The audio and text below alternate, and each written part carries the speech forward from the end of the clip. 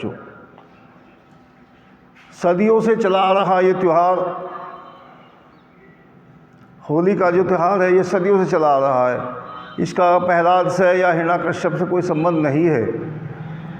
हमारे जो ऋषि मुनि थे उन्होंने ये परंपरा चलाई और ये सृष्टि के आरंभ से ही चला रखी है। इसका मेन उद्देश्य है कि इन दिनों अब फसल थोड़ी लेट बोई जाने लगी तो लेट तैयार होने लगी। पहले फसल थोड़ा पहले बोई जाती तो होली के उपलक्ष्य होली के समय पर आकर के फसल पककर तैयार हो जाती थी। तो हम जौ, गेहूँ, बाजरा, ये इस तरह की जो भी फसल थी उसको भून करके खाते थे। जैसा होल का चना है तो चने का जो छिलका होता है उसको होल का बोला गया है, अंदर का जो हिस्सा है उसको प्रहलाद बोला गया है। तो होल का और प्रहलाद का संबंध यहाँ से है।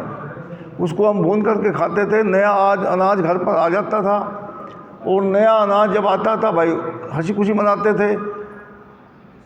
सभी घरों में खुशियाँ मनाई जाती थी कि भैया मतलब जो है नया अनाज हमारे घर में आ गया। पहले गरीब भी थी बहुत ज़्यादा, ऐसी सुविधा नहीं थी, तो फसल आने की बहुत बड़ी खुशी होती थी। सभी जो है ढोल नगाड़े बजा करके खुशियाँ मनाते थे। दुल्हनी के दिन क्या करते थे कि सभी एक दूसरे के घर जाते थे, वहाँ उसके घर में प्रसाद खाते थे, मीठा प्रसाद होता था। वहाँ भांग वगैरह का कोई उद्देश्य नहीं था कि भाई भांग पीनी है, ये करना है, ऐसा कोई नहीं था। किचड़ विचड़ का कोई विधान नहीं था। आज उसका जो होलिका का जो रूप है वो बिगाड़ दिया दरअसल में जो है। पहले तो सारा गांव मिलकर के यज्ञ करता था और यज्ञ पे ही जो है आहुति सारा गांव मिलकर के यज्ञ करता था, सारा वायुमंडल शुद्ध हो जाता था। ये होलिका का जो है उद्देश्य था। अगले दिन जब हम दुल्हनी के दिन जाते थे तो क्या था कि इन दिनों में आकर के सूर्य की जो किरणें हैं वो बैंगनी हो जाती हैं और बैंगनी किरणों का त्वचा पे कैंसर होता है। तो फूल पत्तियों का रस निकाल करके हम अपनी त्वचा पे लगाते थे ताकि जो उस बीमारी से हम त्वचा कैंसर से हम बचे रहें। ऐसा हमारे यहाँ विधान था।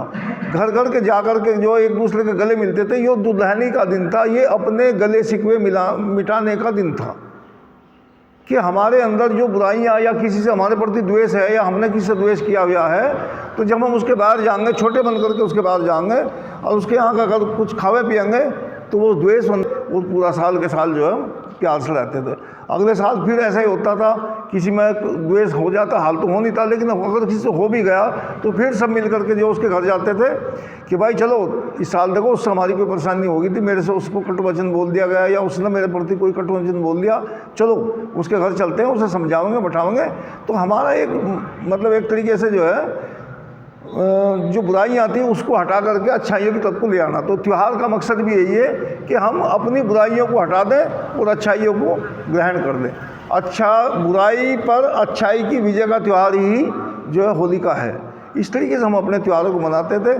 तो मेरी भी यही प्रार्थना है कि हम अपने घरों में जाकर के त्यौहार को अच्छी तरीके से मनावें और इतना अच्छा तरीके से त्यौहार मनावें। कोई नशे की ना करें, किसी की लड़ाई झगड़ा ना करें, कीचड़ किसी पर न फेंकता हो। जो आपसे रंग खेलना चाहता हो केवल उसी के ऊपर रंग डाल दे। यूँ नहीं कोई भी जा रहा है, कोई दुखी जा रहा है, बस में जा रहा है या बाइक पर जा रहा है, तो वो चाहे पता नहीं हो सकता है उसके साथ कोई एक्सीडेंटल हादसा हो रहा हो और हमने उस पर रंग डाल दिया तो गलत किया। ऐसे नहीं, जो आपसे रंग खेलना चाहता हो केवल उस पर ही रंग डालिए। वो रंग भी ऐसा डाल लो ताकि उसकी आँख या उसकी जो त्वचा को उसके नुकसान ना दे, उसकी आंखें वगैरह है उसके नुकसान ना पड़े। उसको जो है नशा बिल्कुल ना करे। बाइक वगैरह का जो हुटर वगैरह हटा देते हैं हम लोग कि उसका साइलेंसर हटा दिया, जारी आवाज़ होती बहुत ज़्यादा, ऐसा ना करें। बाइक का भी अपना जो है नियम रखें कि दो ही बैठे, नशा करके बिल्कुल वाहन ना चलाएं।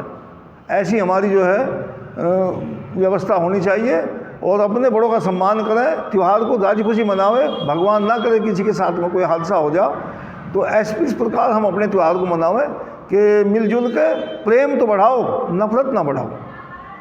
ऐसा ही मेरा संदेश है और आगे का कार्रवाई भाई महेंद्रपाल जी बताऊंगे जैसे भी है। ओम शम।